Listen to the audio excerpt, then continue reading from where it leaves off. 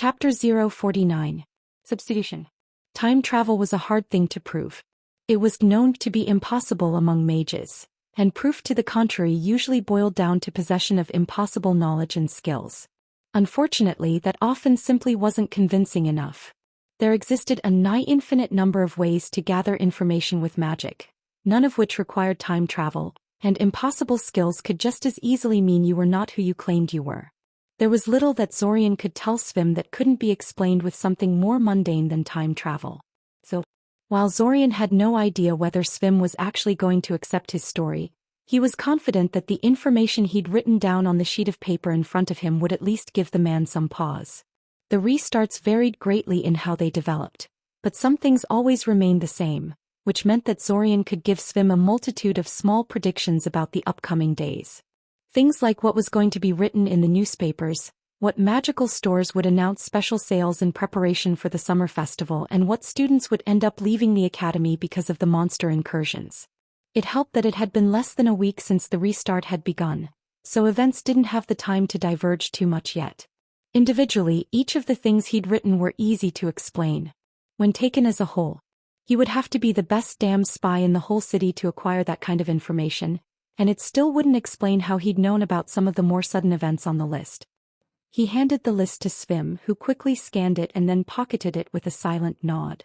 He told Zorian that he would try to verify his claims over the weekend and that Zorian should visit him again on Monday. And that was that. A decent outcome, all things considered. Zorian halfway expected Svim to criticize his penmanship and tell him to start over and write properly this time around. He bid Svim goodbye and left. He was in the process of walking back home, idly trying to think of a good way to broach the topic of Sudamir's soul well to Kale, when he spotted a green-haired girl waving at him in the distance. Surprised and distracted as he was, it took him several seconds to realize who he was looking at, even though green hair was pretty damn rare and therefore a huge giveaway. It was Capriva Reed, one of his classmates. He waved back uncertainly, wondering what that was about. It was common courtesy to greet your classmates when you meet them outside the academy, of course, but this wasn't the first time Zorian had encountered Capriva outside the academy, and she had never reacted like this in the past. She'd give him a nod if they passed each other by or say hello if he did it first, but never try to attract his attention like she just had. Which made sense, really. She was almost a total stranger to him, just like most of his classmates. So why was she? Never mind, he was going to find out what she wanted soon enough. She was crossing the street and making a beeline towards him. Zorian studied her as she approached, trying to see if he was in some kind of trouble. He felt no hostility or apprehension emanating from her, so probably not, but Capriva always kind of intimidated him. Less so since he got stuck in the time loop. Before, he used to actively avoid her whenever possible, but even in his current situation he'd rather not tangle with someone from House Reed. He was still vulnerable to being drugged senseless, and that was kind of their specialty. He clearly wasn't the only one who found her intimidating either. She was a tall, shapely girl. Something Zorian could attest to at the moment, what with her getting ever closer to his position. But very few people had tried to court her over the years. Even Benesek refrained from making a pass on her, which was pretty damn amazing. Zorian was pretty sure that Akoja was the only other girl in their class who Benesek had never tried to flirt with. "Zorian, you can't believe how glad I am to see you here," she said once she'd finally gotten close enough. He raised his eyebrows at the statement. "You lived together with Kale, right?" "Yes," he confirmed, curious what that had to do with anything. "Good. I agreed to meet with him about a business deal today, and he gave me the directions to this Amaya's place where you two live, but I seem to be misremembering something because I can't find it," she said. "Could you give me some directions here?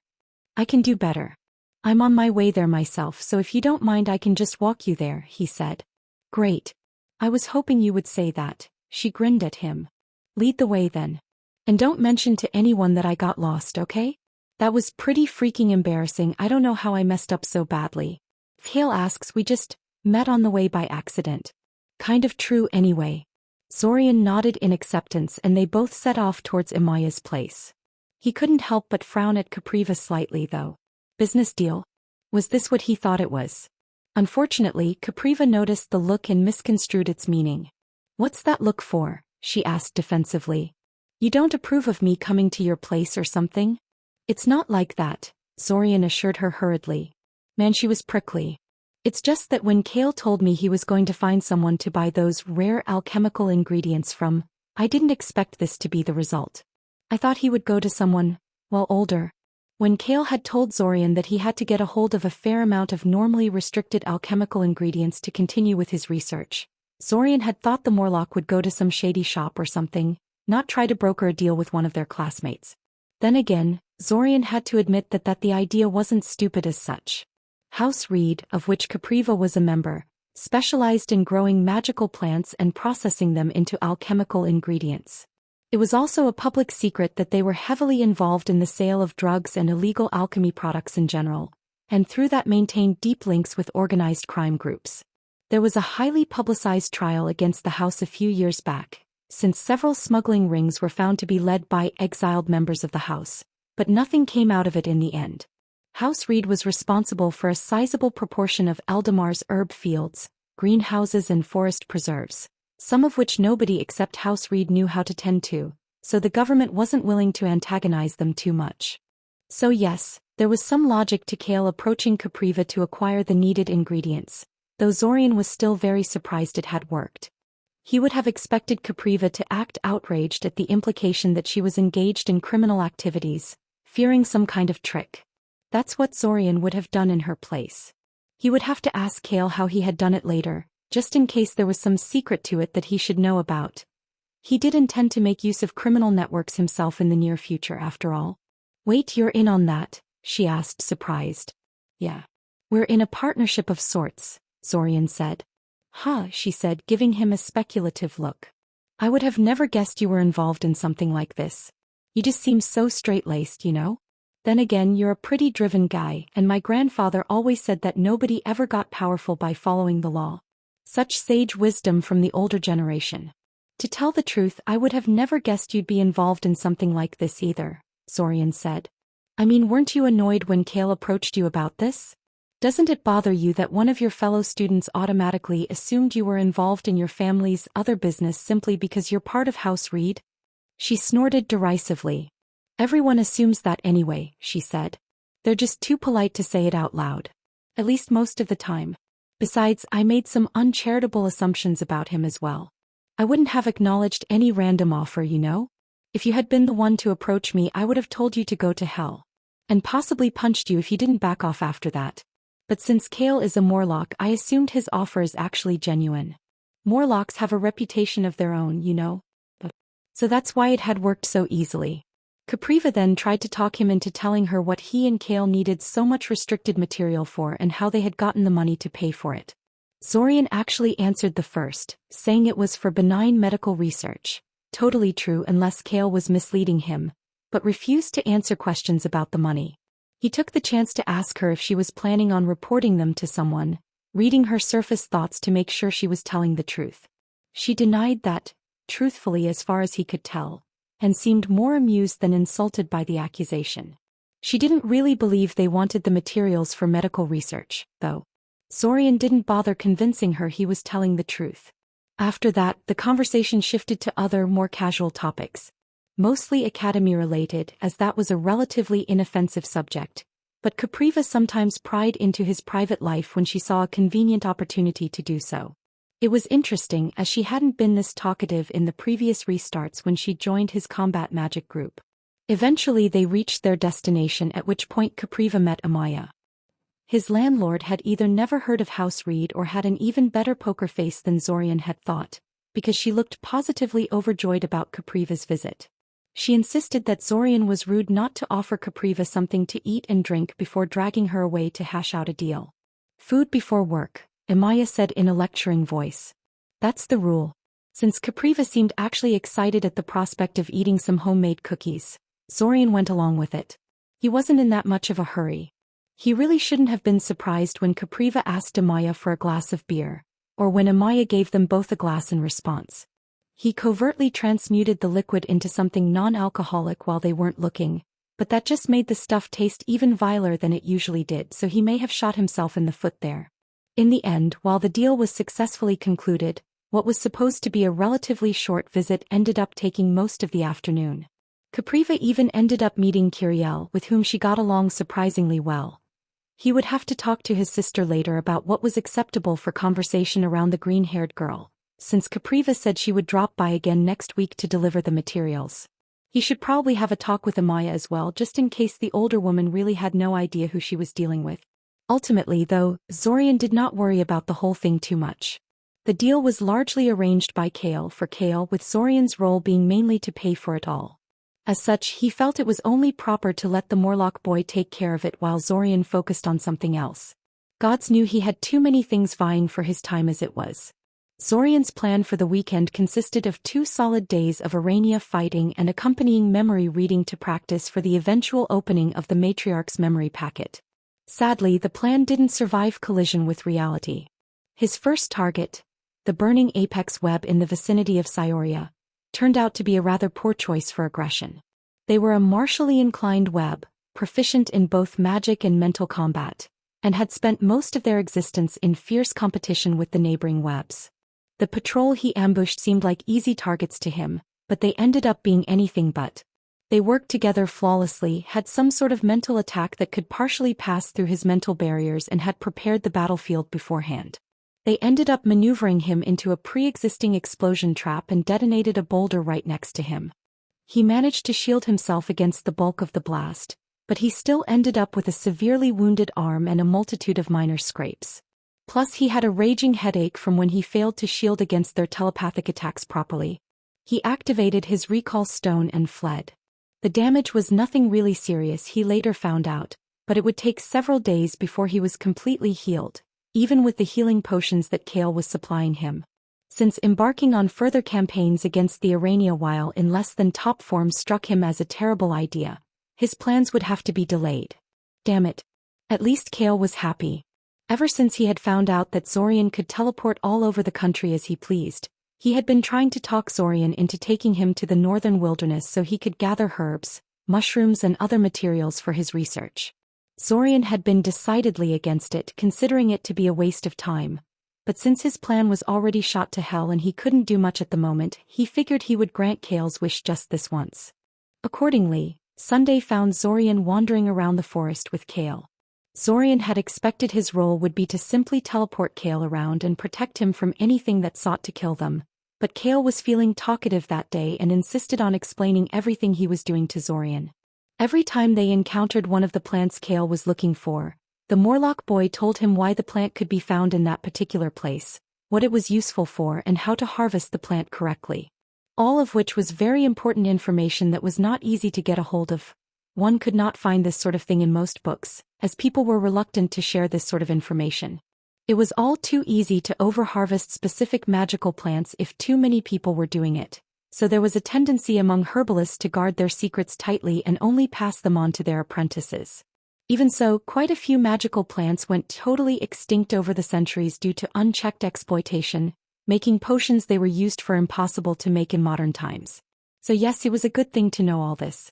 And yet, I still don't see why you wanted to do this so badly, Zorian complained as he used a knife to harvest some sort of river grass. The thing was tricky to harvest correctly since one had to cut it quickly and in exactly the right place or its alchemical properties would be completely ruined. Not an easy thing to do with one wounded hand. We could have just bought all of this in a store and saved ourselves so much time. Yes, I know it would have been rather expensive, but I could afford it. Easily. Money is less of a problem for me than time. I'm afraid you are wrong, Kale said, shaking his head. The Morlock boy was crouching not too far from Zorian, staring at a large boulder like it was the most interesting thing in the world. Zorian felt the urge to ask Kale what the hell was so interesting about that rock, but eventually decided he didn't want to know. The things we are gathering are very hard to find in a store. They tend to be snapped up by wealthy, influential alchemists who buy them straight from the people who gather them in the wild. They never reach the shelves. Really? Zorian asked, surprised. Strange. You'd think someone would just start cultivating them if they're in such high demand. You know, like House Reed and so many others are already doing for other useful magical plants. Not every plant can be grown in controlled conditions, Kale told him. Many of them cannot survive outside their natural environment for whatever reason, and that environment is either impossible or uneconomical to mimic artificially.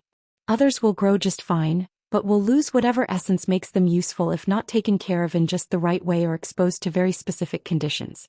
Some of them can be transplanted into gardens and survive, but will never grow or reproduce afterwards. Some of them grow so slowly that nobody can be actually bothered to wait for them to grow to maturity. Okay, I get it, Zorian said, interrupting his lecture. Magical plants are very hard to domesticate. I actually knew that already, but the ones we're gathering just don't seem all that special to me, you know? But if you say otherwise, I will take your word for it. I'm not a botanical expert by any means. Neither am I, but I do know a few things about the topic. My adoptive mother insisted I had to know these things if I wanted to be a real alchemist, Kale said, rising to his feet and discarding the clump of moss he had been scrutinizing up until a moment ago. Are you done with those? Do you need some help? Here, Zorian said, handing Kale the river grass he harvested. I think I got all of them correctly, but you should probably check to make sure. Kale glanced at the small bundle in Zorian's hands and immediately discarded 3 of the stalks that Zorian had apparently ruined without realizing it. How Kale could recognize that on first sight, Zorian had no idea. We're done here, I think, Kale said, looking around for a second. I don't think we'll find anything else here without a lot of walking around. Do you think you can teleport us to the next section of the forest now? Sure. My mana reserves were replenished a while ago, Zorian said. Let's go then. Deeper into the wilderness this time around.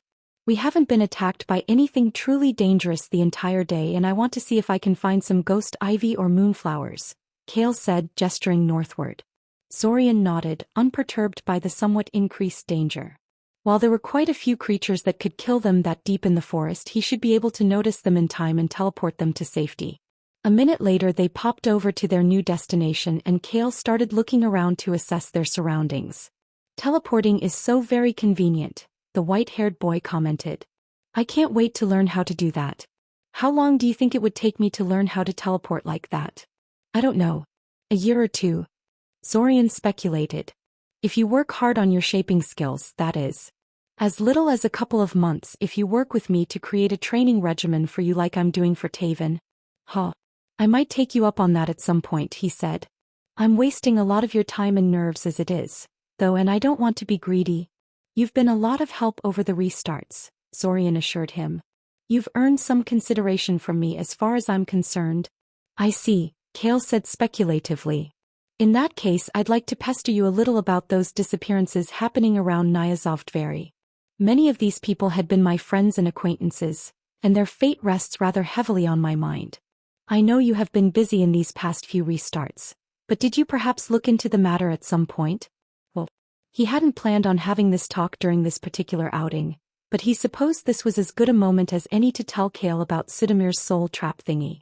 Actually, about that, Zorian had fully expected Kale to freak out when he heard what Sudamir was doing in his isolated forest mansion, and he was not disappointed in that regard. If anything, Zorian greatly underestimated how furious the Morlock boy would be by the end of the story. Kale, in a rather stunning display of recklessness, wanted them to go visit Ayaska Mansion immediately so he could inspect Sudamir's soul trap. It took almost an hour for Zorian to convince the other boy that this was a spectacularly bad idea. Zorian was still wounded, Kale was not thinking straight, and neither of them had done any preparations for such an expedition. You realize what this means, right? Kale asked him. It was apparently a rhetorical question because Kale immediately answered it himself. Every one of those times you died during the invasion, your soul was likely sucked into that thing along with everyone else's. Yeah, so? Asked Zorian. The time loop mechanism clearly doesn't care about that. It just plucks my soul out of the pillar and goes on to do its thing like usual. Though now that Zorian thought about it, that in itself might be a clue as to how the time loop really functioned. It could be that the time loop mechanism was just so powerful that it could casually extract his soul out of a giant soul prison that probably had a million safeguards against someone doing that very thing. But it could also be that the way it all worked just sort of sidestepped the problem. If the time loop really destroyed everything whenever it rolled back time, it might not really matter where his soul ended up in the end so long as it's still intact. Yes, and the collection process is apparently sufficiently benign that you have suffered no soul damage from being exposed to it multiple times, Kale said. That's good to know at least. Definitely put some of my fears to rest. But Zorian, I'm honestly not sure how much I can help you with this. When you really get down to it, I'm really just a dabbler in soul magic and Sudamir is clearly an expert at the field. He has also delved deep into areas of soul magic that I wouldn't have even touched, so even if I were an expert I might not have been of any help. I'll see what I can find out in the next couple of days, but in all likelihood you're going to have to find someone else to help you deal with Sudamir. I don't suppose you have any recommendations? Zorian tried. I already gave you a list of people I know who dabbled in soul magic and, well, Sudamir already got most of them. Kale shook his head sadly. Sorry. Maybe try that warrior priest that Lukav is friends with? He clearly has considerable experience with soul magic and he sounds like he could help. In fact, the priesthood in general might be your best bet. They regularly go after people like Sudamir, and have both the qualified experts and the experience necessary for something like this. I'm pretty sure they won't just dismiss your claims out of hand. They take reports of necromancy very seriously, and your accusations should be easy to prove. Just teleport someone in the vicinity of Ayaska Mansion and let them see the evidence themselves. That's an interesting idea. I might actually try that in the next restart if you really end up being unable to help me in any way, Zorian said. Though I'm worried about that escalating into something huge and attracting Red Robe's attention. Sudamir is connected to the invasion pretty tightly. I don't think the Abasins would stay secret for long if Ayaska Mansion came under attack like that. Honestly, that might actually be a good thing, Kale speculated. Red Robe thinks you are part of an army of time travelers out to get him, right? If so, it might actually be suspicious if you don't periodically do something big like that. Well, maybe, Zorian said. But it's still a huge hint to Red Robe, telling him where to look to find out more about his opposition. I feel it's too dangerous to expose myself to danger like that. After a while, they ran out of ideas to bounce back between each other and uncomfortable silence descended between them. Kale's inability to help much against Sudamir clearly kept eating away at him, gradually worsening his mood, and Zorian didn't know what to say to cheer him up. He doubted Kale even wanted to be cheered up. Eventually, Kale decided to simply cut their expedition short and asked Zorian to teleport them back home. The gathering trip was over. Monday came and with it his meeting with Svim. Svim had never told Zorian when exactly he should drop by for their talk, so Zorian decided to come see him once his classes were over and he had no other obligations. Svim, as it turned out, had other ideas. The man ended up causing a small stir by barging into Zorian's first class of the day to pick him up, evidently impatient to talk to him. He had no idea whether this was a good or bad thing, and Svim refused to discuss anything until they were safely seated inside his office.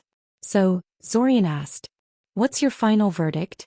Instead of answering, Svim took a palm-sized stone orb out of his drawer and handed it to Zorian. "Channel some mana into this orb," Svim told him.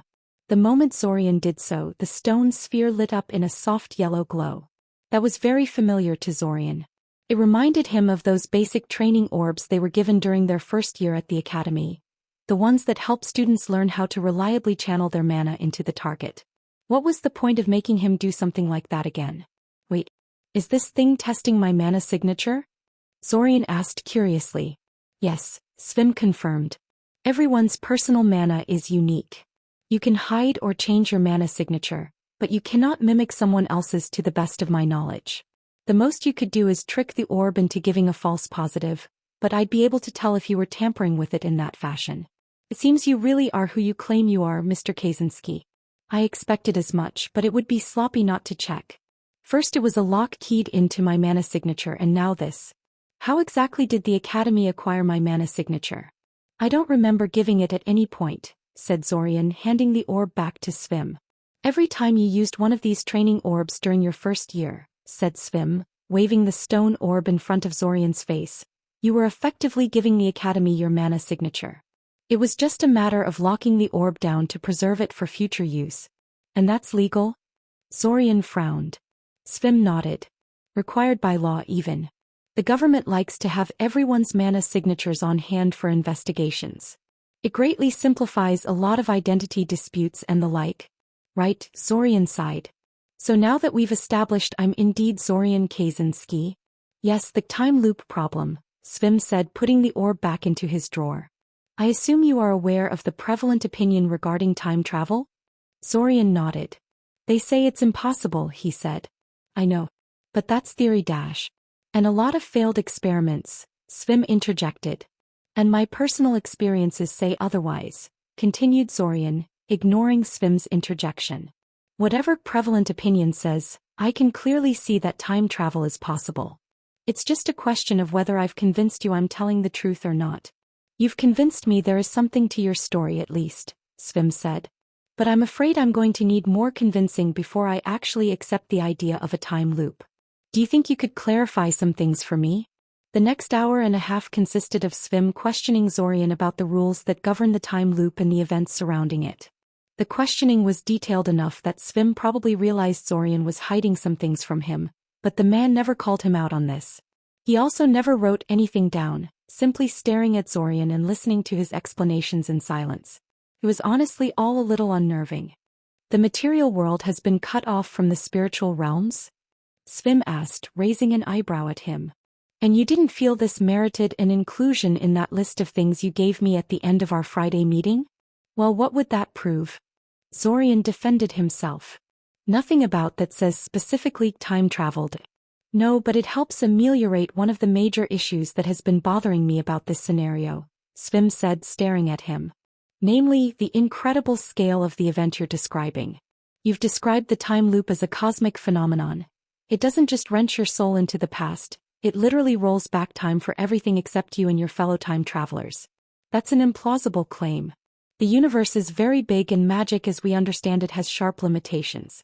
But if the time loop had to cut off the material realm from the spiritual sphere to do its work, then that means it is somehow limited in scope, and that makes the whole thing a lot more believable to me.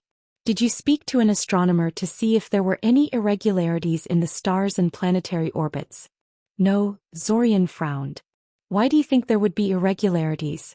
Because any responsible spell designer tries to minimize the costs of the spell, regardless of how much mana he has at his disposal, Svim told him.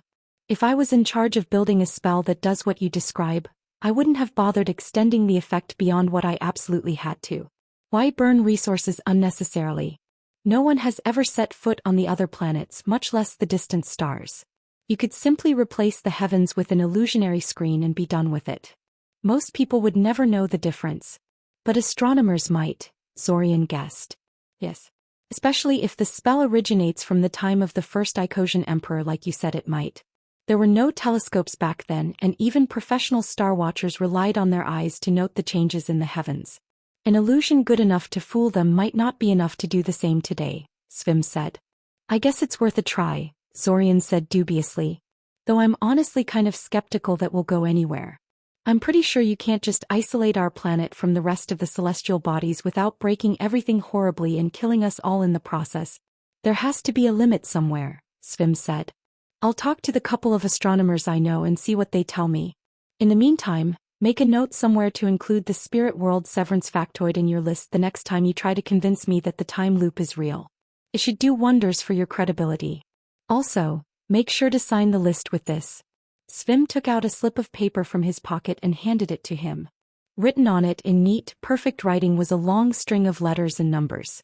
The whole thing was completely random and nonsensical as far as Zorian could tell. Some kind of coded message? Zorian mused out loud. Something similar. I've made a lot of contingencies over the years, including ones for when I expect to have my memories edited against my will and want to send messages to my future self, Svim said, surprising Zorian. Those, quite paranoid. And also a good idea, he should probably make his own version of that. You will have to memorize the whole thing perfectly for this to work. If even a single number or letter is out of place, the whole thing is ruined. Zorian took several seconds to commit the code to his memory and then immediately created a memory packet around it, permanently preserving it for flawless recall in the future. Done, he said, handing the slip of paper back to Svim. What now? Based on the various adventure novels Zorian had read as a child, he kind of expected Svim to promptly burn the paper slip in his hand to prevent it from coming into the wrong hands. But no, Svim just put it back into his pocket and gave Zorian a searching look. Disappointing. That, Mr. Kaczynski, is something that I should be asking you, Svim said. I was originally worried that you might be an imposter and that you might have been editing my memories. Regardless of whether or not you really are a time traveler, you have effectively put those fears to rest. Truthfully, I have no right to demand anything more from you. What now indeed? Well, you are technically my mentor and you're supposed to advise me about how to develop my magic. Zorian tried, hoping that Svim would actually do his job properly for once. He was curious how Svim's teaching looked when he was not putting his charges through some messed-up dedication test. Unfortunately, this is probably not the best time for that. I would need to thoroughly test your skills to see how I can best help you, and I've kept you away from your morning classes for too long as it is, said Svim. I should have something ready for you when we meet again on Friday. Not another batch of shaping exercises, I hope? Zorian couldn't help but asking. No, Svim said, smiling slightly at the question. While I definitely intend to correct any obvious deficiencies in your magic base and raise your shaping skills to acceptable levels, I'm actually thinking of advancing your dimensionalism studies as far as they can go. That is, after all, the magical field that deals with things like time manipulation, which makes it uniquely relevant to your situation. It is a hard and demanding field of study, but if you could endure several years of my trials and keep coming, you doubtlessly have the required patience to succeed at it. That actually sounded kind of nice. The first part sounded a little ominous, but he would reserve judgment until he actually saw what that entailed in practice. He didn't actually mind the idea of being taught some shaping exercises, so long as Svim didn't resort to the same frustrating grind that he had employed in the past, and actually explained to Zorian how he was supposed to go about performing the exercise. In any case, the meeting was very much finished at this point, so Zorian said his goodbyes and left Svim's office. It was probably the first time he had ever left that place feeling better than he had when he entered it. Over the next few days, the after effect of Zorian's failed campaign against the burning apex web gradually faded away, leaving him completely healed. Kale was still poring over his necromancy books and tinkering with some kind of spell item he was building, and refused to talk to Zorian about Sudamir. He claimed he was pursuing a lead and that he would discuss things with him when he was ready.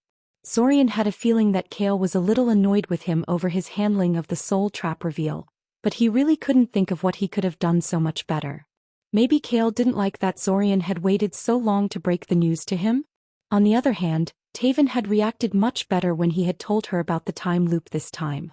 She was a lot more receptive to the idea if he didn't wait for her to have a breakdown before telling her.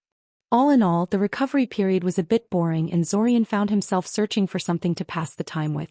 Just for fun, he recreated Kiriel's drawings that he had stored in his mind and showed them to her. She frowned a lot while inspecting them, especially at the ones that clearly depicted the interior of Amaya's house and its inhabitants, but she did not seem willing to claim them as her own work. Instead, she criticized the technique of whoever drew them and suggested improvement, which amused him. She then asked him where he got them and was annoyed at him when he insisted that he conjured them fully formed out of his head, which was also amusing. Somehow, the resulting argument led to Kiriel giving him an impromptu drawing lesson and Zorian was bored enough at the time to go along with it. According to Kiriel, he was actually decent at drawing, which surprised him. She even claimed he could get as good as she was if he was willing to work on it. Considering how swamped with everything he always was, he doubted he would ever find the time for something like that. Then again, perhaps he could use an actual hobby. It was during one of those slow days that Zorian went to the Academy library in search of a book that talked about Eldamar's internal politics. Partly because he couldn't shake off the feeling that Sudamir's offhand comment about how he was working with the invaders because of politics wasn't completely false, and partly because his recent musings about House Reed made him realize just how rudimentary his knowledge about Eldamar's power structures really was. He doubted he would really find an answer as to what Sudamir was referring to, but it probably wouldn't hurt to educate himself a little on the issue. In theory, Eldamar's internal situation was relatively simple. The country was a monarchy with the power of the crown kept in check by a council of elders, a gathering of nobles that were ostensibly supposed to advise the monarch and help them govern the country efficiently. The seats were hereditary, each held by a different noble house. That was why they were noble. They had a seat on the Council of Elders and were thus involved in the direct governing of the country. A regular house, while usually afforded a fair amount of special privileges and autonomy, did not have a say in how the country as a whole was run. Of course, reality was far more convoluted than that. The Crown and the Council of Elders clashed all the time. The houses routinely overstepped their bounds if they thought they could get away with it. Organizations like the Mage Guild and the Holy Triumvirate Church wielded considerable influence of their own, and powerful independent actors tried to play all sides for their own benefit. And that was not even getting into the issue of semi-autonomous entities like the Shifter tribes or the Freeport of Luja. Basically, the matter was complicated and Zorian's initiative didn't accomplish all that much. He was just about to give up and go home when he stumbled upon Tinami. Or rather, she stumbled upon him. He was stationary with his back turned to her. And the only reason he knew she was there was that he could recognize her mind through long exposure to her during previous restarts. He was content to ignore her at first, pretending he didn't know she was there. But since she was sufficiently curious to look over his shoulder to see what he was reading, he decided to say hello in the end. "Hello, Tinami," he said, not bothering to turn around. She immediately jerked back in surprise at the words. Surprise successful. Taking care to wipe the smile off his face, Zorian turned around to face the girl. It was only polite to look at someone when you were talking to them after all. "Is there something I can help you with?" "No, sorry," she said, stumbling for a moment but recovering her composure quickly. "I was just curious about what you were reading. And I just have to ask, Splinter of Splinters? Really, Zorian? That's kind of..." She paused for a moment, clearly searching for a polite term to use. "Why would you ever read such trash?" she finished eventually. Zorian looked at the book in his hands. He hadn't noticed anything too bad in the book thus far, though admittedly he wouldn't call it good either. Frankly, the only reason he was idly reading through it was because one of the other books he had already read and liked listed it among its sources. "I'm trying to find out an answer to a political question, but I know very little about politics," Zorian answered honestly. "So I'm mostly just reading things at random, leafing through whatever book catches my attention." He placed Splinter of Splinters back on the shelf. The book was boring as hell anyway. "What kind of topic are you looking for?" Tinami asked him. "I'm trying to find out a political reason why someone would want to burn Saioria to the ground," Zorian told her bluntly. "Hypothetically speaking, of course. Are we talking about external or internal forces?" Tinami asked, completely unperturbed by his admission. "Internal," Zorian clarified. "I'm pretty sure the number of external enemies that want the same is numberless." "Not really, no," Tinami said. "Saioria supplies critical products to the entire continent. I think only Sulamnon and a handful of others would be glad to see it completely gone." "What about Ulquin Ibasa?" asked Zorian curiously. "Them?" Tinami scoffed. "Who cares what they want? They can't do anything to us except radar shipping. And as long as Eldamar controls Fort Oriclo, even that is just a minor nuisance." Zorian hummed non-committedly. He couldn't really fault Tinami for that logic, since he would have likely said something similar before he had experienced the invasion and found out who was behind it. "Fair enough," he said. "So what I'm getting from all of this is that you know a thing or two about politics, yes?" "I am an heir of one of the noble houses," Tinami shrugged. "I'm required to know this sort of stuff. So yes, I suppose I do." "Excellent. Then, do you think you can recommend me a book about Eldamar's internal politics that isn't trash, as you say?" he asked her. He expected her to either say no or give him a title or two to look for. What he did not expect was for her to drag him across the library for over 15 minutes in search of something that met his exact criteria. By the time Tinami was done suggesting things to him, he'd ended up with 3 different books, one of which was a huge scary tome that made Zorian sleepy just looking at it. He was starting to think he had made just a tiny bit of a mistake when he had asked her for help in this matter. "Sorry, I went a little overboard," Tinami apologized, sounding honestly apologetic. "It's fine," Zorian sighed. "Though I'll be honest with you, I really doubt I'm going to read all of this." He shook the stack of books in his hands for emphasis. "If you must pick one of the 3 to read Time of Tribulations," Tinami told him. "Oh good, that wasn't the big one. That's the important one. The Splinter Wars and the Weeping completely rearranged the political landscape everywhere in Altazia, but especially in Eldamar. Without understanding what aftershocks they caused and how countries dealt with them, you will never really understand Eldamar's politics." "I see," Zorian said quietly. "That did make a lot of sense. The Splinter Wars essentially created Eldamar in its current form, and the Weeping actually originated from Eldamar. Nobody at the time realized just how dangerous it was in the early days of its spread, so it had significant effects on the country. It would be surprising if those 2 events hadn't changed things greatly. I guess it has something to do with the significant death toll of mages those 2 caused?" "Sort of," Tinami said. "It has to do with replacing them. Before the Splinter Wars, far more mages belonged to an established house or had at least one mage parent. First-generation mages like yourself were, well, not rare exactly but far less common than they are now. After the Splinter Wars and the Weeping, though, a lot of those houses and families went extinct or bankrupt, unable to deal with the chaos of the times or the loss of critical members. The last thing Eldamar wanted to do was downscale their operations due to lack of mages, so somebody had to replace the dead. The result was a lot of first-generation mages flooding the magical market in previously unseen numbers. So, Zorian asked. I guess I'm a little biased, being a civilian-born student myself. But why is that a problem? Not a problem as such, no, Tinami said carefully. But it definitely changed the politics of the country beyond recognition. First-generation mages are educated and supported by the Mage Guild, and by extension the Crown of Eldamar. When houses and other autonomous groups clash with the Crown, first-generation mages overwhelmingly side with the Crown. The influx of civilian-born mages helped Eldamar bounce back from the Splinter Wars and Weeping incredibly quickly, but it also strengthened royal power and made the Mage Guild far more important than it used to be, and that scares a lot of factions. Interesting, Zorian hummed thoughtfully. How does that relate to Cyoria and people who want to see it burn, though? Well, Cyoria is absolutely critical for first-generation mages who want to make it big, Tinami said. Most other mana wells have sharp limits on the amount of mana they produce, and thus have tight regulations about who can perform what magical business in the area. They're usually controlled by some established group or even a house, and aren't very friendly to newcomers unless they're willing to become someone's underlings.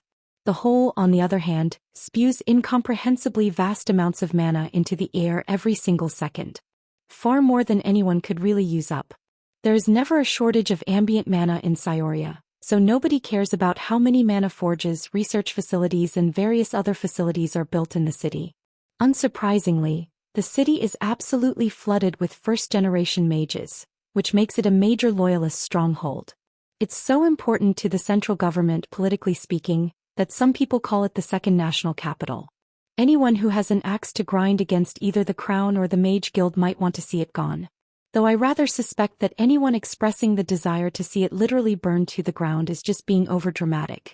Our external political situation is sufficiently dangerous that no one really wants to weaken the nation too much. And Cyoria is both a major population center and a magical powerhouse. So, what I'm getting from your explanation is that people who most want to see Cyoria gone probably come from various houses that dislike their historical importance being eroded, Zorian said. Sadly, that didn't explain Sudamir's remark as far as Zorian could tell. He had no idea whether Sudamir was a first-generation mage, but he definitely wasn't a part of a house. But the thing is, there are plenty of houses, even noble houses, who have their headquarters stationed here. Yours, for example. Or House Novita. Not every house likes every other, Tinami shrugged. There are plenty of them that would hold a celebration if every Aope spontaneously died in their sleep. But it's funny you would mention the Novitas. You know what happened to them, right? They all died except Zack, Zorian said immediately. Yes, and then the Crown placed Tezensveri as Zack's caretaker, and he sold off nearly everything they owned to his friends and associates for pocket change while paying himself a huge caretaker fee. Few people will outright say so, but the man basically looted the entire house of everything they had. And the Novita were very, very wealthy, Tinami explained. If Zack wasn't such an idiot, I'd imagine he'd be extremely bitter about the city authorities that were complicit in the deed. I could totally imagine myself wishing for Cyoria to burn down to ashes, if I were in his place. At least on an emotional level. You know, Zorian said. I think I want to hear more about that story. Chapter 050. Containment. The idea that Tezensveri had been stealing from Zack was not entirely surprising to Zorian. For one thing, he'd known for quite a while that Zack and Tezen did not get along, what with Zack occasionally thrashing the man at the beginning of the restart for no apparent reason.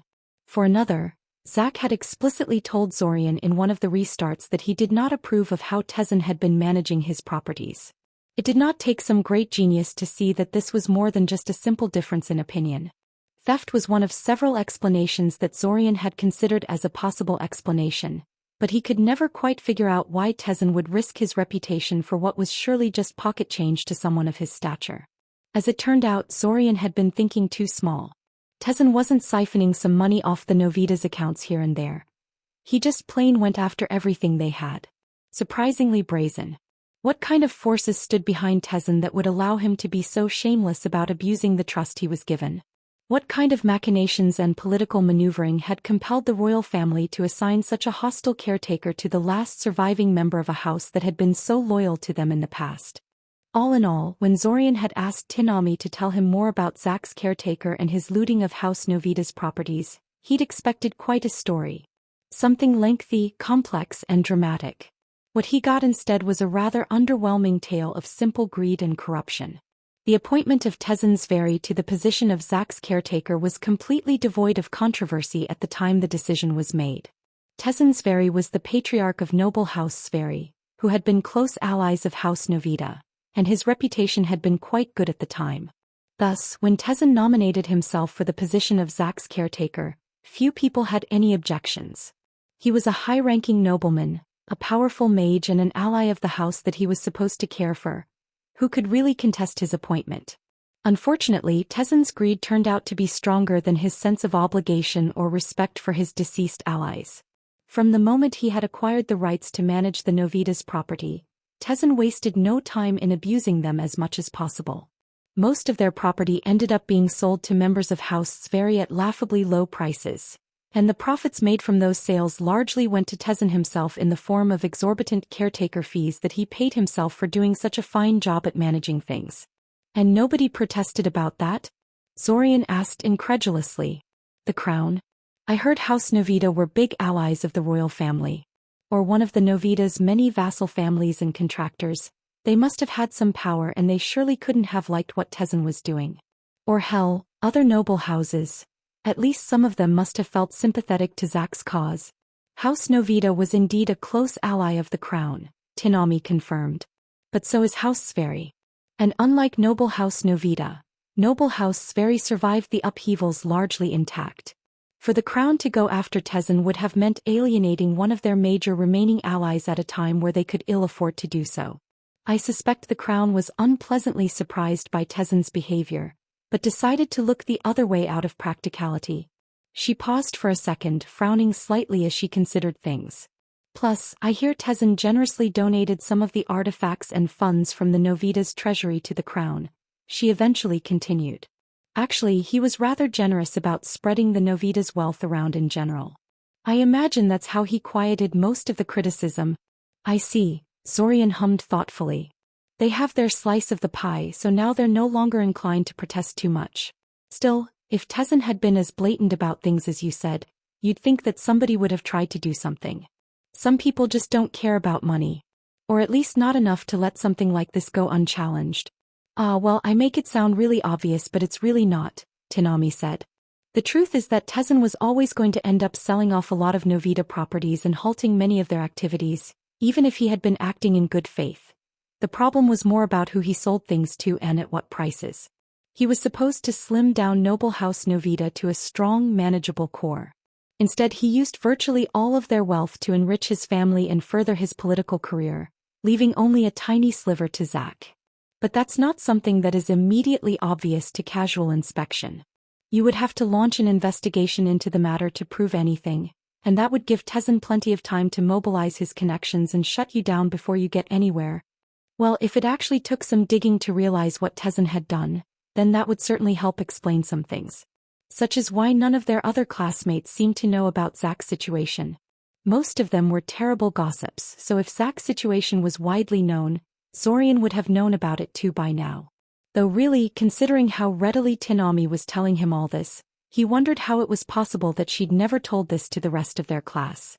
He decided to just ask her about it. Well, if we were having this talk a year ago or so, I wouldn't have told you all this, Tinami told him. Back then we had Zack in our class and I wouldn't have wanted to say anything before talking to Zack about it.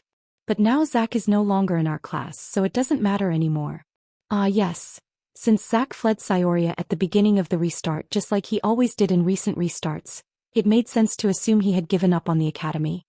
His poor showing during their first 2 years of education probably made the theory even more plausible than it would otherwise be.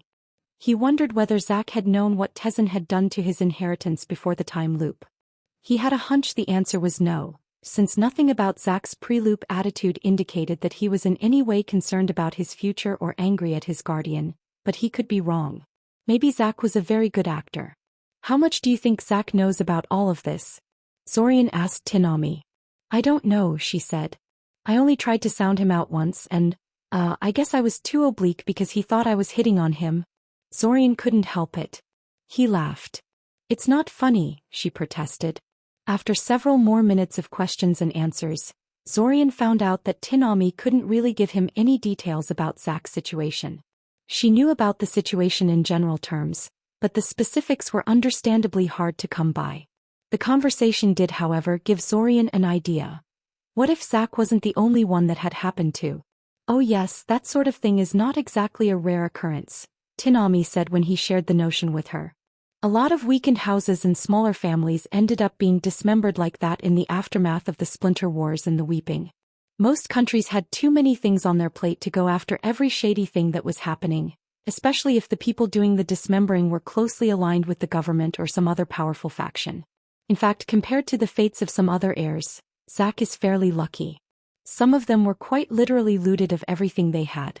Once their caretakers were done with their properties, they were basically thrown out on the streets with nothing but the clothes on their backs.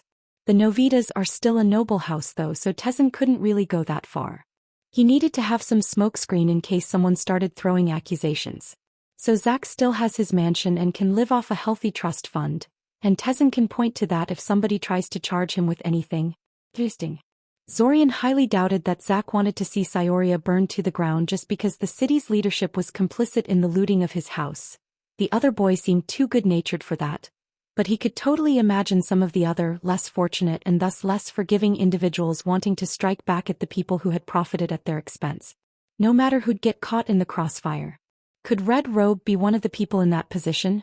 That would help explain why the other time traveler seemed to want Cyoria destroyed so badly. Well, he had no way to confirm that, so that would remain just an idle thought for now. Though once he opened the Matriarch's memory packet, he should probably try to track down those kinds of people living in Cyoria and check up on them. Just in case. His talk with Tinami did not last long after that. They both had things they needed to be doing, and he was getting the impression that Tinami was starting to get a little suspicious of Zorian's fixation on the topic. Surprisingly, she wanted to meet with him again. Or maybe not so surprisingly, since she implied she wanted to ask a favor of him. After agreeing to another meeting, Zorian said goodbye to the girl and went back home. The moment he arrived back at the house, he realized he had stepped into pandemonium. After coming back to Amaya's place, he found that Capriva had dropped by and brought the alchemical ingredients Kale had asked for. Normally that would be excellent news, but it turned out that her timing had been somewhat unfortunate. She wasn't the only person to have dropped by at Amaya's house that day. Ray and Nachka had also decided to come over, Nachka so she could play with Kiriel, and Ray so she could have a drink and chat with Amaya. Then Taven arrived as well, wanting to discuss something with Kale. Thus, when Capriva had come over to deliver the package, Kale was locked in his basement with Taven and Amaya was busy talking to Ray. The job of letting Capriva into the house fell to the three remaining inhabitants of the house, Kiriel, Nachka and Kana. Capriva had already met Kiriel but not Kana. Kale didn't want their classmates to know he had a daughter, so he had kept her out of sight the last time Capriva had come over. But Kale wasn't there and Kiriel couldn't keep a secret if her life depended on it. So when Capriva asked Kiriel to introduce her friends, she thought nothing of revealing Kana's true identity. At that point the rest of the household got involved, with Kale freaking out and trying to convince Capriva to keep Kana's existence a secret, Kiriel repeatedly trying to apologize to Kale, Capriva being visibly amused and Amaya trying to run damage control. Amusingly, it turned out that Taven hadn't known Kana was Kale's daughter either. She just sort of assumed she was Amaya's daughter, despite her having the same sort of vivid blue eyes that her father had, and never sought confirmation about it from anyone. Sadly, everyone was too caught up in the drama to pay attention to the packet of alchemical ingredients that Capriva had brought over. Well, everyone except Nachka. She decided that this mysterious packet was very interesting and worthy of examination. Unfortunately, either Capriva had failed to secure the ingredients properly or Nachka had examined the package too enthusiastically, because she managed to breathe in a bit of hallucinogenic dust from the package and started losing control over her form. Her eyes became slitted like a cat, she grew a tail and claws and started hissing at people who tried to examine her to see what was wrong.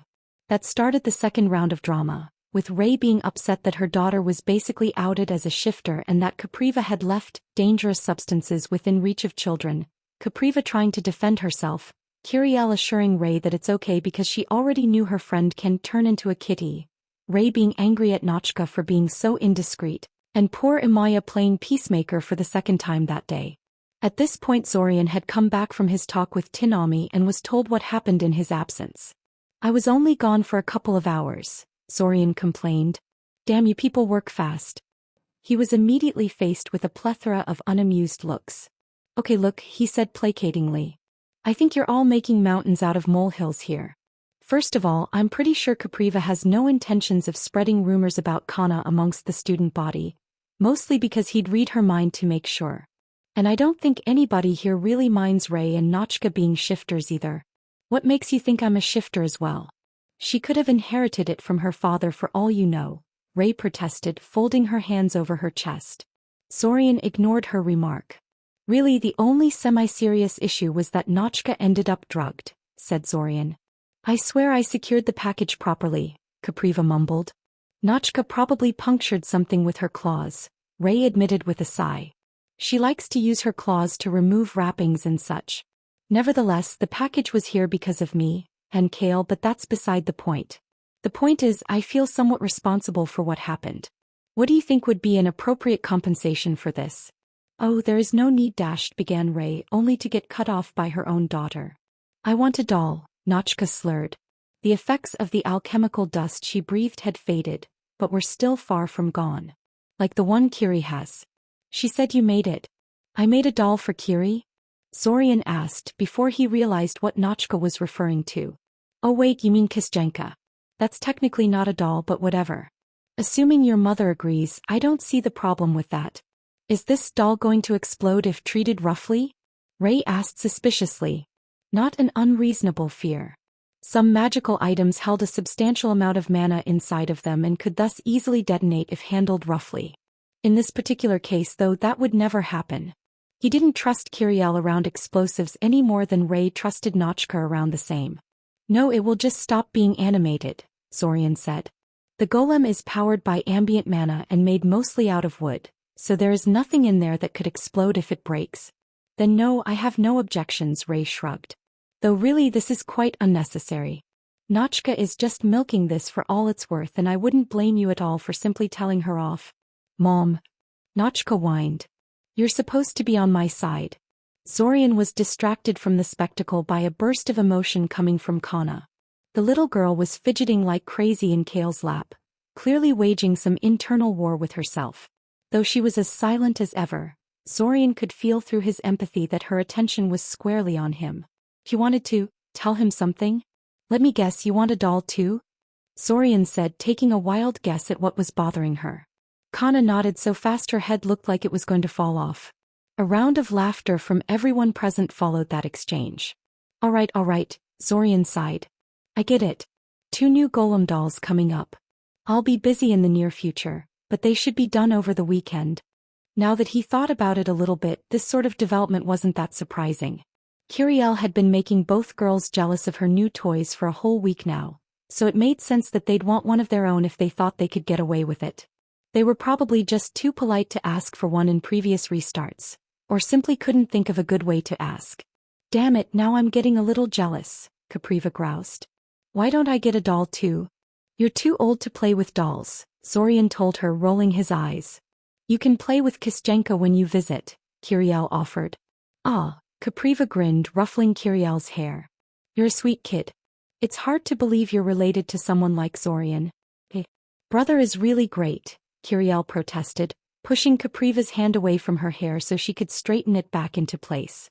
He's like a hedgehog. He gets nice once you get past his prickliness. And they were just getting started too. After completely defusing a tense situation and promising to make expensive toys for a couple of little girls? Truly no good deed goes unpunished. Friday came and with it Zorian's next meeting with Svim. This time, however, Svim didn't want to hold their session inside his office. Instead, he led Zorian to a restricted training ground he had reserved for the day. They would be doing serious magic, Svim claimed, so his office was no longer sufficient for their purposes.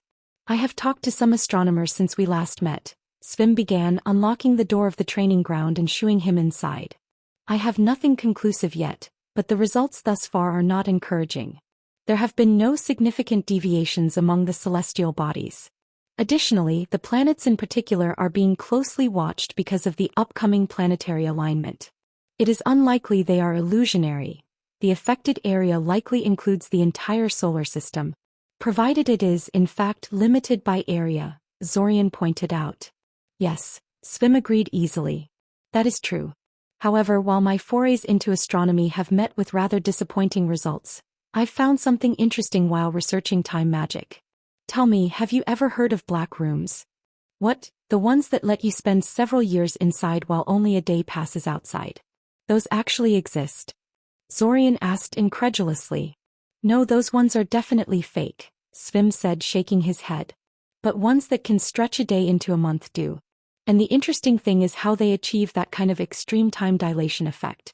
Time magic has sharp limits in how effective it can get.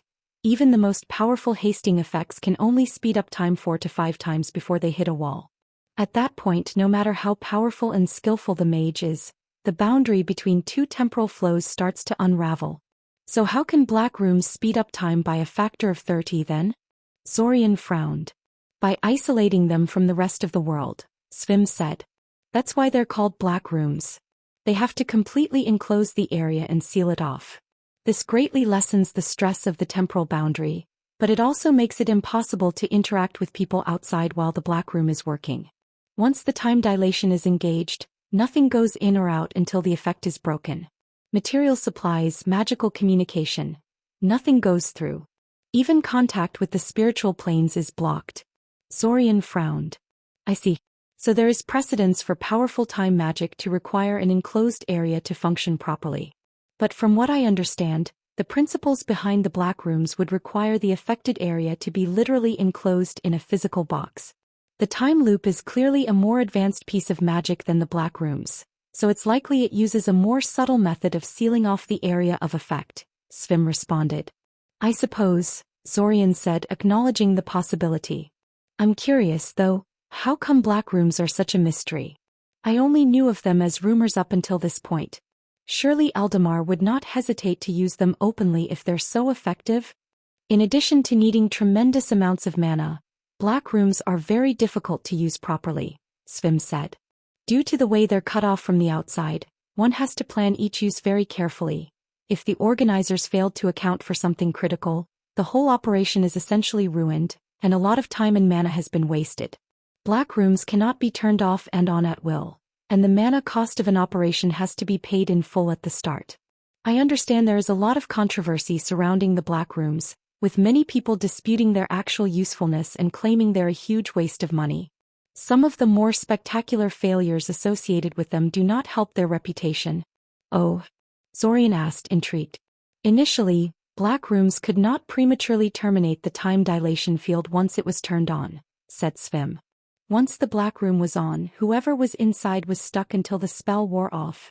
Zorian winced. Yeah, that had been bound to end poorly. At least one group died of thirst after an administrative mix-up caused the organizers to stockpile too little water into the area before activation. Another group almost died of starvation after some form of insect snuck into the food supply and managed to ruin most of it before the infestation was detected. Even if everything was done properly, you are still essentially imprisoning several people in a small, cramped space where they have no privacy and little to entertain themselves with. Fights were common, with several experiments culminating in a bloodbath. In one memorable case, the entire group managed to mutually kill each other off. There were literally no survivors once the black room finally opened. What about sending individuals? Zorian asked. Most people can't handle total isolation for long, Svim shook his head. Besides, it costs exactly the same to run a black room for one person as it does for several of them, and the more people you send in, the more work can get done. After that, Svim asked Zorian to demonstrate some of his flashier magic. Mostly combat magic and landscape alterations, but also teleportation, which actually worked unimpeded within the training ground, unlike in most of Cyoria. It made sense, considering Svim had told him during their last meeting that he intended to teach him dimensionalism. After a while, his mentor decided he'd seen enough and motioned him to stop. You seem to have no specialty that I can see, Svim said. Well, I guess my specialty are spell formulas, said Zorian. But that is not exactly something I can demonstrate quickly and at whim. Just as well, Svim said. I know comparatively little about spell formulas and would be ill-equipped to evaluate your skill in the field. Wait, Svim actually didn't have expertise in something related to magic? Some of Zorian's amusement and surprise at the notion must have shown on his face because Svim actually decided to provide an explanation. I understand why so many mages are fascinated with spell formula, but I always found them to be somewhat distasteful myself, Svim said. They are a crutch most of the time.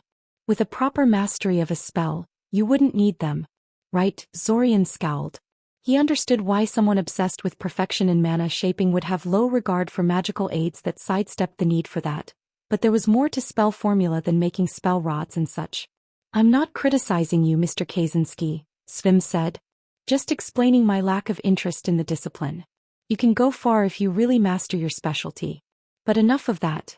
When I said you don't seem to have any specialty, I meant in regards to mana shaping fields. You seem to be a generalist when it comes to those, yes. I seek out whatever magic is relevant to me at the moment, said Zorian. But yes, in general I try to master a little bit of everything. As far as I can tell, the main reason people specialize is time constraints. I'm not quite immune to that, but I'm pretty sure I can get good at several fields instead of just one. The path of an archmage, Svim nodded. I approve. For someone in your situation, aiming for anything less would have been a waste. I'm glad I don't have to convince you of that, at least. Did Svim just praise him for something? In any case, this reminded him of something he had been wondering for quite a while. Are you an archmage? Zorian asked Svim. An archmage is not an official rank that someone assigns to a person, Svim said. It is simply a term for a mage who has mastered several fields of magic to such an extent that they could outdo a typical specialist mage when it comes to those fields. I suppose the term could be applied to me, but it would be shockingly arrogant of me to claim it on my own. One is only ever a real archmage when other people start referring to you as such, and not many people use that term to describe me. Then again, not many people know about me in the first place and I prefer it that way. So that would be a yes, basically. Surprising that a person like that would be willing to work as a teacher at the academy. People like Svim were incredibly rare and in high demand. Then again, Svim did say he liked being an unknown, so perhaps a relatively quiet job like this one was just what he wanted. Do you have a specialty? Zorian asked. He figured that since Svim was in a relatively good mood at the moment, he might as well milk it for all it's worth and try to find out more about the man. Defense against magical attacks of all sorts, Svim said. I actually teach an advanced class on the topic in your 4th year of education. Of course, if one aims to defend against something, they must first get to know it. And thus, I have become familiar with many a type of magic. But let's get back to you, shall we? I have to say, for one aiming to become an archmage, your way of going about it is somewhat suboptimal. How so? Zorian frowned. For instance, your way of choosing which mana-shaping exercises to practice, Svim said. While practicing a wide selection of different exercises like you've been doing is certainly useful, it is not really the best avenue of approach for a generalist mage. You would have been better served by focusing on raw mana manipulation and sensing. Such basic shaping exercises are time-consuming and give no short-term benefits, but the cumulative effect of their mastery decreases the learning time of every spell and improves spellcasting in general. I haven't really heard about such shaping exercises, Zorian said, feeling a little lost. It's not something a specialist mage would care much for, Svim said. And most people who write books are specialists. Your age works against you here. Most people don't start dabbling in those exercises until they're much older, no matter how talented they are, so the people you spoke to probably didn't think you'd be interested in those. Young mages like you have plenty of low-hanging fruit with much faster payoff to amuse themselves with. Right. So what are we talking here exactly? Zorian asked. I'm drawing a blank as to what sort of raw mana manipulation I could be doing as an exercise. Well, one major deficiency I noticed in your skills is that you don't seem to perceive mana around you to any appreciable extent, Svim said.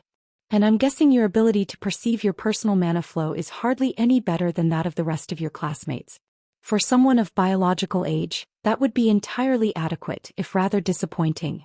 In your case, it really is inexcusable, Zorian was tempted to ask whether it was inexcusable by Svim's standards or the more sane standards of the rest of the world.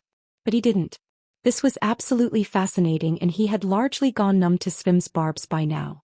From everything I've read, mana sensing is a rather advanced skill that even long-time mages struggle with.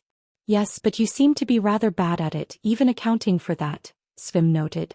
I'm guessing this is a consequence of spending so many years in Cyoria, which is awash in ambient mana.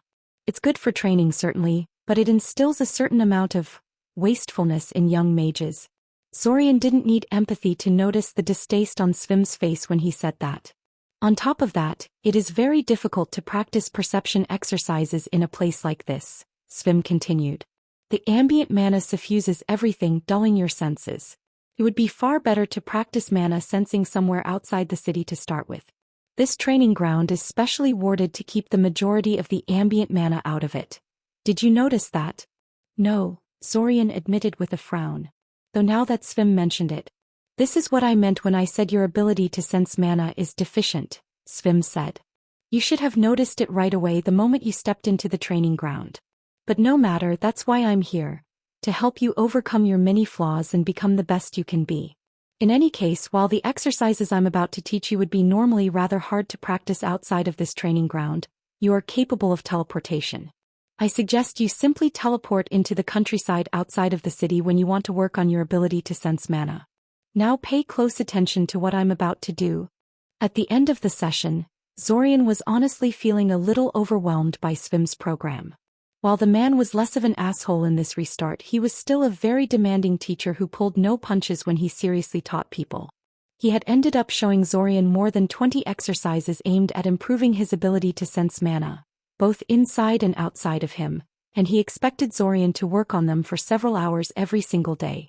On top of that, Svim also showed him several exotic teleportation variants that Zorian was also expected to learn by their next meeting, and gave him a deceptively simple shaping exercise related to dimensionalism.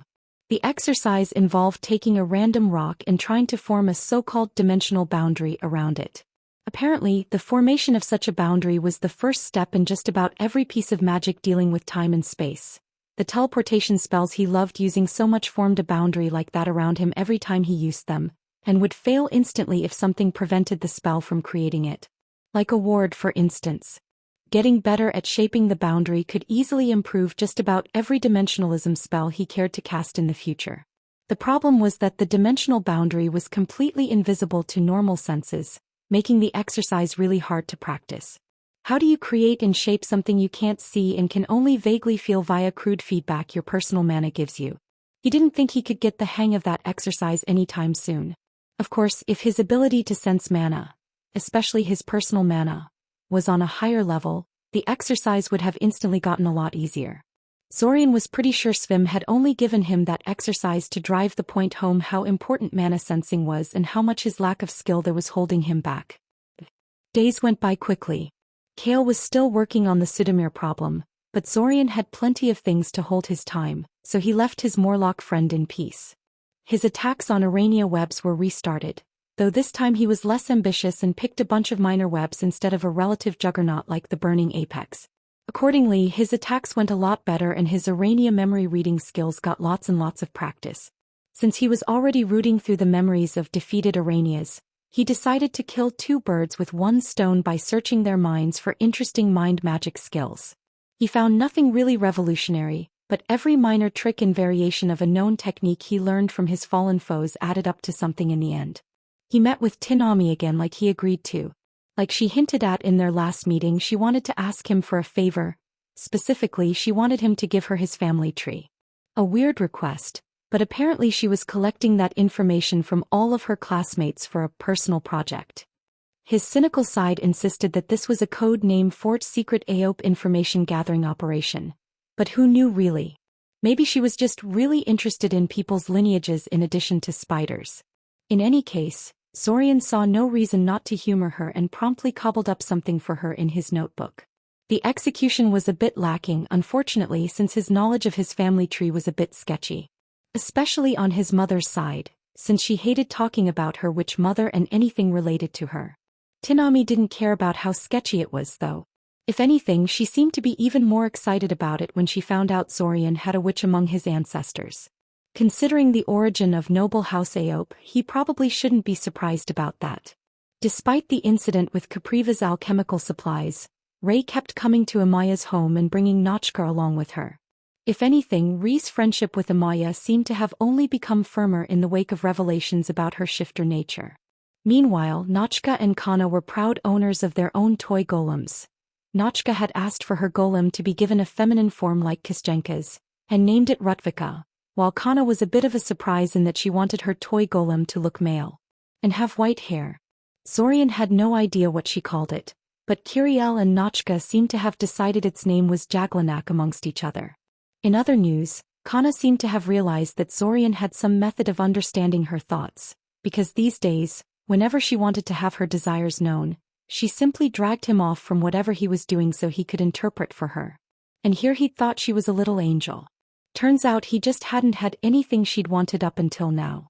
Finally, as the end of the restart began to approach, Kale finally decided he'd run out of options. He asked Zorian to teleport him in the vicinity of Ayaska Mansion so he could try to analyze the soul trap.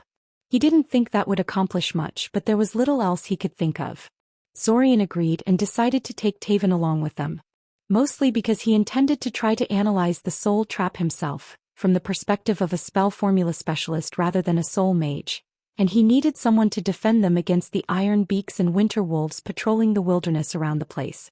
Taven had no objections and even relished the chance to fight something, so they were off. They only stayed a short while, and Zorian had to break off his analysis to help Taven defeat the flock of iron beaks that had started to harass them, but it was enough for Kale to decide the whole thing was beyond him. Kale was very quiet and subdued after that. The next day he'd made an excuse to drag Zorian out of the house and asked him to teleport them to the north of Nyazovdveri so he could visit his wife's grave. "We're here," said Kale, pointing at the small abandoned cottage just ahead of them. Finally, Zorian mumbled, breathing heavily. He felt sorry for Kale, he really did, but when Kale said the place was not far from the main road, he didn't quite think the Morlock boy meant this.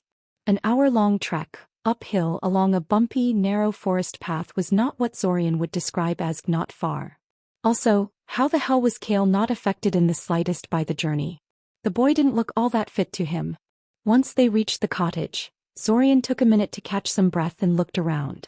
Kale immediately went to the back of the building to tend to the two simple earthen graves that stood there. Pretty isolated place, Zorian noted, wandering over to help Kale get rid of the grass and weeds that had completely overrun the place. "No offense, but why did you end up burying your wife here of all places?" "I didn't have much choice back then," Kale said. "There was only one village in the vicinity and they're very backwards, superstitious folk. They'd never let a witch and her daughter get buried in their cemetery along with their own dead. And even if I could make them accept it somehow, they'd just vandalize it the moment I wasn't looking. Disgusting." Zorian frowned. "It's fine," Kale said, shaking his head sadly. "This was their home. It somehow feels appropriate for them to be buried here." "So this other grave?" began Zorian. "Freya," said Kale. "My mother-in-law and also my teacher. She died just before Namra did." Namra, Zorian learned, was the name of Kale's deceased wife. The crude gravestones that Kale had presumably made for them said their last name was Tveranov. Apparently Kale had assumed their family name when he married Namra. That was pretty interesting. It was not unheard of for a husband to take on his wife's name, but it did not happen very often. Usually only civilians who somehow managed to marry into one of the houses did that. Then again, maybe it was a witch thing. He knew that one of the reasons his mother and grandmother did not get along was that mother decided to take father's family name instead of the other way around. Considering that mother's choice seemed very conventional in the grand scheme of things, his grandmother's objections had always seemed strange to him. They both stood there in silence for a while, not saying anything. Finally, after several minutes of comfortable silence, Kale spoke. "I'm sorry," Kale said suddenly. "For what?" Zorian asked curiously. "I wasted your time," Kale sighed. "What?" Zorian asked incredulously. "You just wanted to visit your wife's grave. There is nothing wrong with that." "No, I'm talking about Sudamir and his soul trap," Kale said. "I kept stalling for over 2 weeks and I have nothing to show for it. I should have given up long ago, but—" "Ah," said Zorian. He'd kind of figured out that wasn't going anywhere after the first week or so. That's fine really. Are you sure there is nothing new you can tell me? Nothing, Kale said, shaking his head. He then reached out into the inner pocket of his jacket and pulled out a small notebook. He handed it to Zorian. Here. I wrote down everything relevant I could think of into that notebook. Keep in mind that this is literally just me making wild speculations, though I have no way to know if anything I wrote there has any basis in reality. Right, said Zorian, pocketing it for the moment. There would be time to read it later. Still, even if it's just speculation, it's clearly not nothing. I guess, Kale said. But I still feel pretty useless. Why? Zorian asked curiously. He had known for a while that Kale was frustrated by his inability to offer help against Sidamir, but he never really understood why Kale felt so deeply about that. I don't know, admitted Kale. Maybe it reminds me of how Freya and Namra contracted the weeping, and I could do nothing except helplessly watch as they wasted away. Or maybe I'm overthinking things. I heard it's a bad idea to psychoanalyze oneself. Zorian couldn't help but wince visibly. Kale didn't often refer to his personal tragedy, so sometimes it was hard for Zorian to keep in mind how traumatic these deaths must have been for his Morlock friend. He had never lost anyone he personally cared about to the weeping, but he'd heard that those who fell to the disease suffered horribly before the end. It was at times like this that Zorian really understood how the specter of that epidemic still hung over many people's lives. It had only been a handful of years since the weeping after all, and many people were still mourning their dead. I hope you don't think less of me for asking this, said Zorian. But how did you end up as a married father at 13 anyway? Kale burst into laughter. What? He asked, greatly amused. All these restarts and you never thought to ask me this before? Well, I never seem to find a good opening to dash, Zorian fumbled, caught off guard by the rapid change in Kale's demeanor. Sometimes, Zorian, you're just too considerate, Kale said, shaking his head with a final chuckle. I'd have asked by the end of the third restart for sure if I was in your place. And by the way, you're off by 2 years.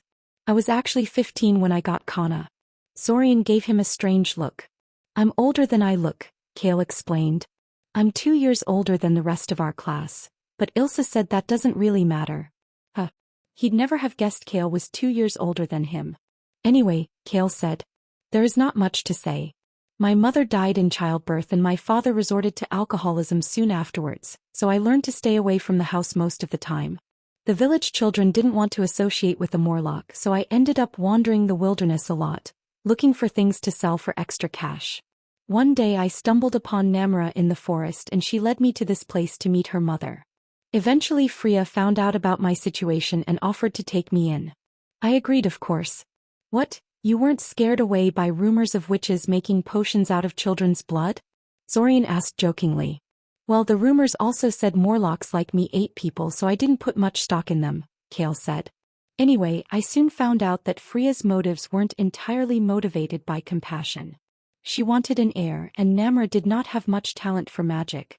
I thought witch magic was heavy on the potions and very light on anything that would require actual shaping skills? Asked Zorian.